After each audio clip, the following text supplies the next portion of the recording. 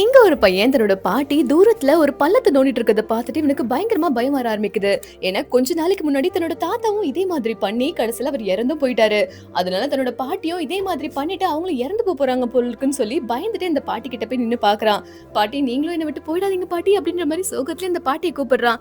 அந்த பாட்டி, டி நான் நல்லா தாண்டா இருக்கேன், எனக்கு திடீர்னு கனவுல உங்க தாத்தா வேற வந்தாருடா, தாத்தா வந்து அதை தோண்டி பாரு அப்படின்ற மாதிரி என் கனவுல சொன்னாரு, அதனாலதான் அதுல என்ன இருக்குன்னு தேடி பாக்கலாம்னு சொல்லி வந்தேன். சரி வா நம்ம ரெண்டு பேரும் சேர்ந்தே தோண்டலாம் அப்படின்ற மாதிரி ரெண்டு பேரும் தோட ஆரம்பிக்கிறாங்க.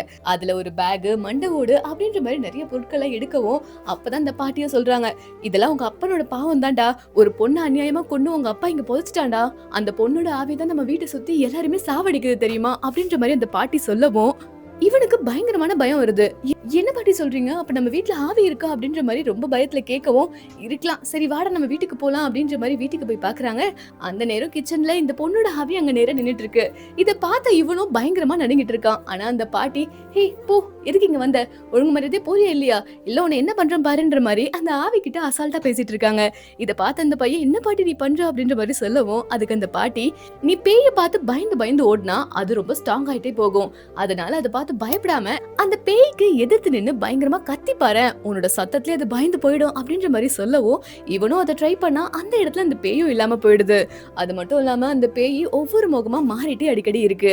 இந்த மாதிரி சமயத்துல இந்த பையன் வேற இந்த பேயை விரட்டுறதுக்காக ரெண்டு ஆளுங்களை கூப்பிட்டுருப்பான்.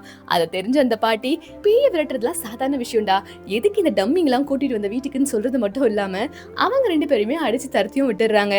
இது என்னோட வீடு, இந்த வீட்டுல இருக்கிற பேயோ என்னோட பொறுப்பு தான், அதனால அந்த பேயை நானே அடிச்சு ஓட்டிக்கிறேன், யாரும் என் வீட்டுக்கு வர தேவையில்ல அப்படின்ற மாதிரி அந்த பாட்டியும் சொல்லிடுறாங்க. நீங்களும் சின்ன வயசுல சின்ன சின்ன ஆப்ஜெக்ட் எல்லாம் பார்த்துட்டு இது பேய் தானோன்னு சொல்லி பயந்த மொமெண்ட்லாம் இருக்கும். அந்த மாதிரி நீங்களும் பயந்திருந்தா மறக்காம கமெண்ட் பண்ணுங்க.